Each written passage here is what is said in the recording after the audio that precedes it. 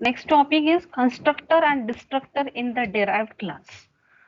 Okay, so as we know, the constructor is to use the initialize the variables of the object. Or now, in this case, the constructor and destructor is also been we can initialize it.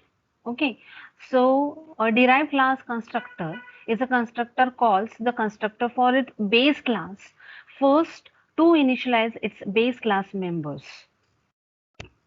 Out the constructor for its the base class first. So derived class constructor again calls the constructor for its base class. Why? To initialize its base class members. If the derived class constructor is omitted, if it is omitted, then its default constructor calls the base class default constructor. This is for the derived class constructor. Okay. Then the derived class constructor or the destructors are called in the reverse order of the constructor calls. Reverse orders means if the constructor are called constructor 1, constructor 2, constructor 3, then destructor are calls like constructor 3, constructor 2 and constructor 1.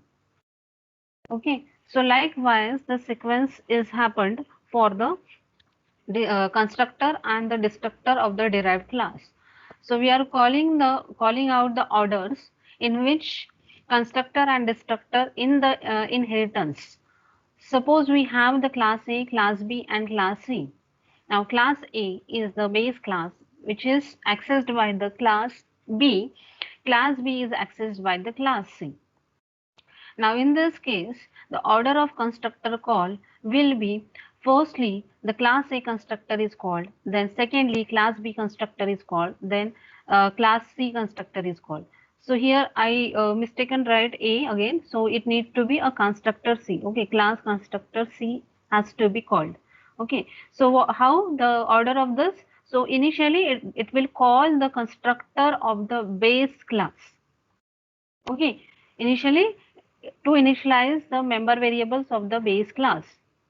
Firstly, so the parent or the base class is A, so it will call out this one, then it will call out this one, class B, then finally it will call out the class C constructor. Okay, then similarly we have the order of destructor is I have said already. Firstly, whichever is a latest one in the constructor call is the first one for the destructor call. So in this destructor we have the class C constructor. This will be called first for the destructor, then the class B destructor, then class A destructor.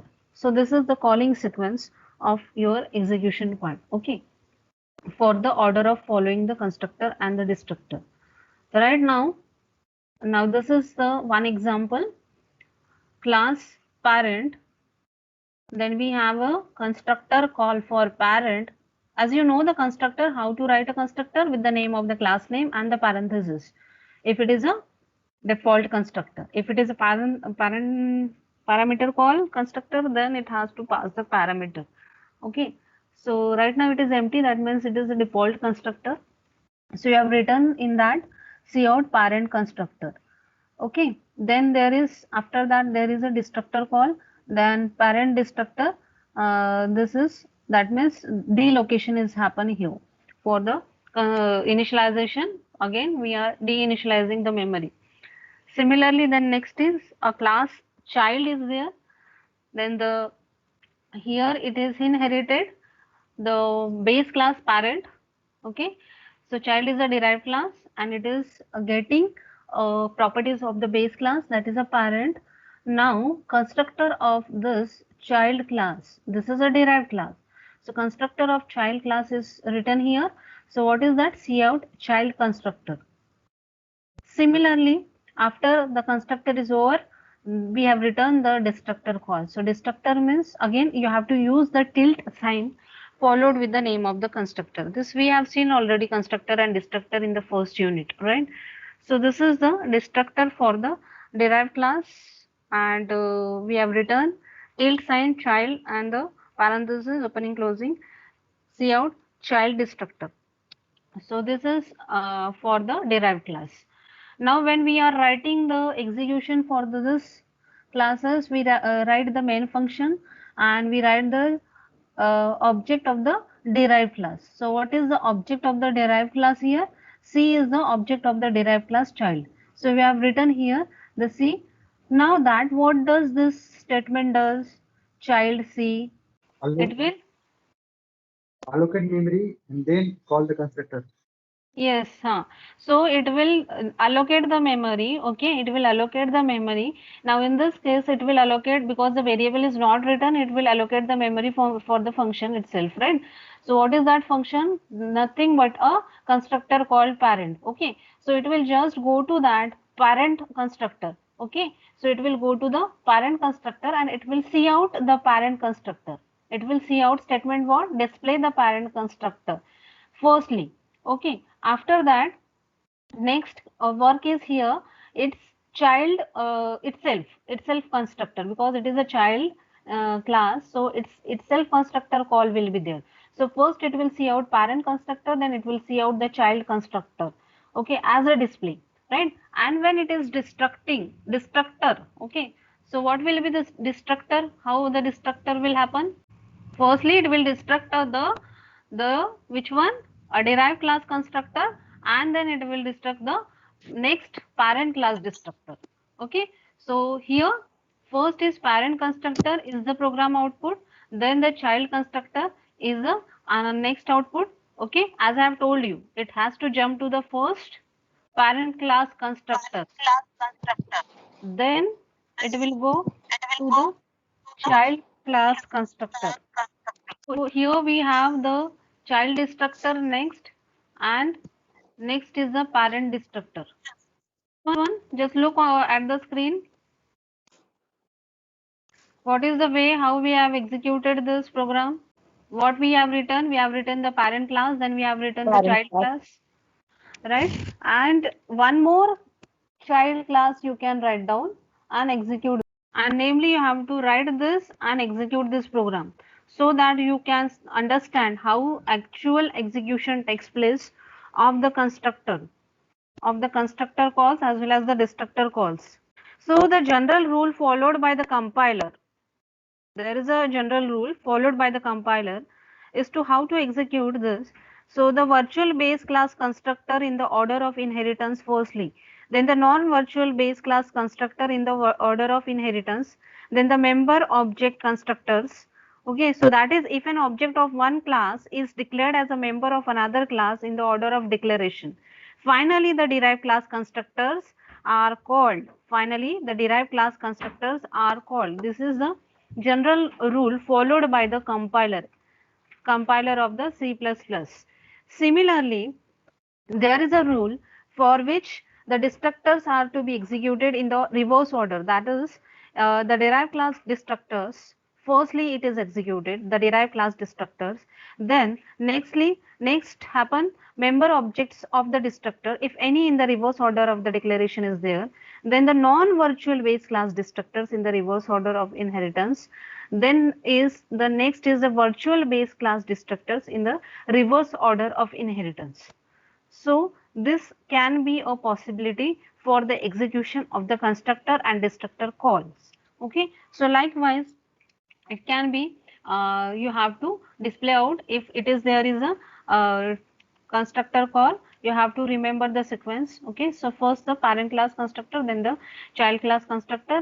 In the reverse, we have the derived class destructor, and for next it is a destructor related to the parent class. If it is there, the virtual then virtual base class destructor in last. Okay, so this is what the order. As we have seen, what is the virtual class, virtual base class, already discussed virtual base class also, right, in the last lecture. Virtual base class concept, path inheritance, we have seen that virtual base class concept. Yes, ma'am. Yes. So next is the overriding member functions. Now, what is this overriding the member functions? this overriding of a function is there as we have already discussed in the program, but let us with the theoretical point we are discussing this, as already we seen that if the same name is there, we have to call out with the help of the scope resolution operator. Inheritance should be there. So function overriding cannot be done within a class. For this we require a derived class and a base class. So the function overriding concept comes in the inheritance. Function that is redefined, because a function has to be redefined. That must be exactly same signature in both base and the derived class. As we have seen in the employee class, there is a get data. Similarly, we have in scientist class, there is a get data function. Similarly, in employee class get data function, and one more manager class, there is a get data function. So there is a same type, or we call it as a same name. So this is a call as the property of overriding member functions with the same name, right? So we have, that means same name and the same return type and the same list of parameters we can pass over there. Overriding member functions will have some syntax, like in base class we have. Now this is a base class, okay? This is a base class. Base class void get data method call is there. So for that void get data, we have written some input, cout, enter this and that. Okay. Similarly, there is a derived class which is inheriting the properties of the base class. And again, we are writing the get data method for the derived class.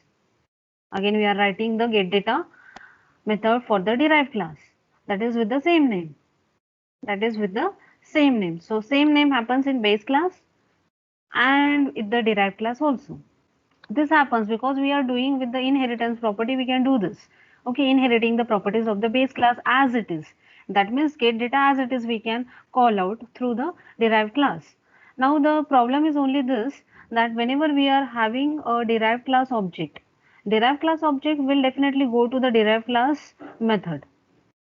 Okay, derived class method. So this has, but we want that the function of the our base class to be executed. We want that the function of the base class to be executed. So I want that the derived class method to be override with the method of the base class. Method of the base class. So how we can do? In this example, what happened? The derived class object obj is created and obj dot get data call will going to the definition of the get data of the derived class. Function call, it will find out get data of the derived class because it is the object of the derived class, right? Because it is the object of the derived class. So derived class object will invoke definitely the derived class function. This is what happening in the inheritance. So how to access the overridden function of the base class? Overridden function of the base class, how to access them? It need to be accessed through the scope resolution operator. The answer is again a scope resolution operator. So you have to use the scope resolution operator here with the get data method as well as the name of the base class. So though it is the object of the derived class, obj followed now the class name, then scope resolution operator and the function get data. Now it will invoke out the base class function using the base class name and the scope resolution operator. So that's why the scope resolution operator is used here to access the member function of the base class. Okay, that is the solution. If we want to override the function which is written in the derived class, then you have to access it with the help of the scope resolution operator. This is the method, or this is the solution. Have you got this solution? How we are accessing? So the get data, same way you have cout base, and in derived you have cout derived. Now here you are writing the base scope resolution get data object dot here base class scope resolution get data. Now what will be the output here?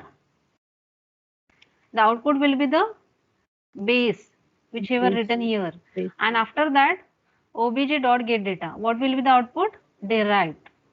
Firstly it will base, then derived. So execution is done first for base, then for derived, then for derived. Okay, so this is the sequence how we can follow.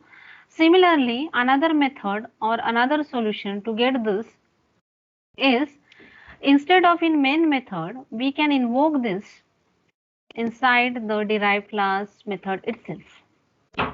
Inside the derived class method itself, whenever you are writing a method for the derived class, now a derived class method get data, when you are writing this, you just call out a base class get data method over there with the help of scope resolution operator. With the help of scope resolution operator.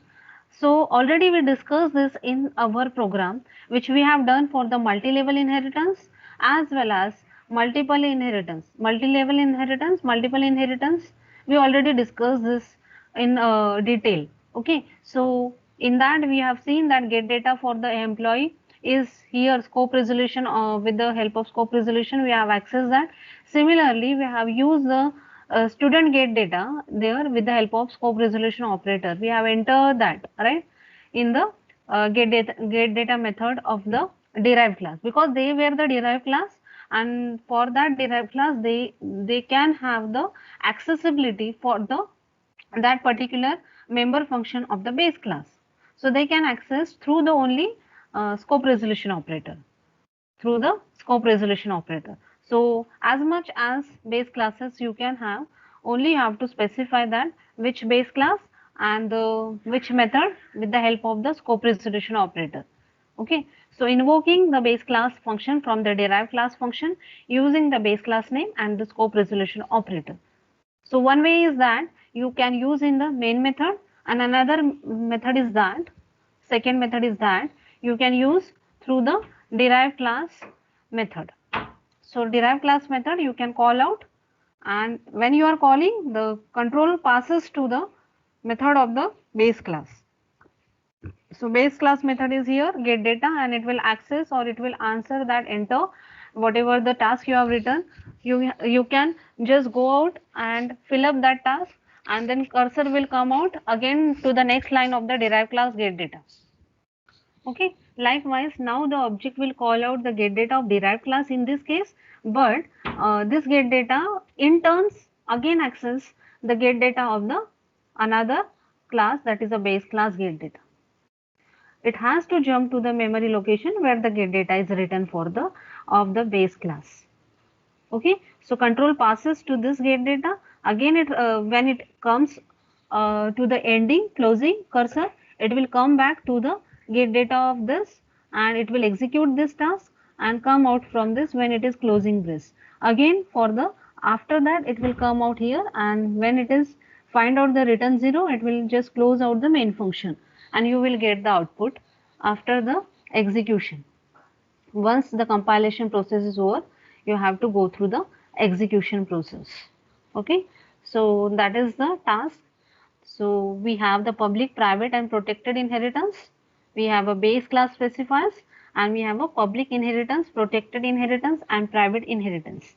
So in public, the public in derived class, and in protected inheritance, protected in derived class.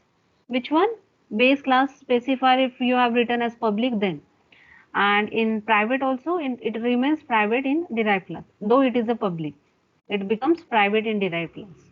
And if it is a protected, while inheriting it is becomes protected if it is a public then also, and if it is a protected members then it goes as protected, and if it is a protected to the private inheritance it goes as a private, and if it is a private members then again it if it is a public it is again a hidden, and for protected also hidden, and for private also it is hidden.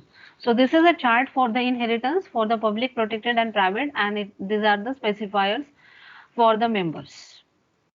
Okay, so right now we'll stop over here. Okay, right now we'll stop over here and continue with the next lecture.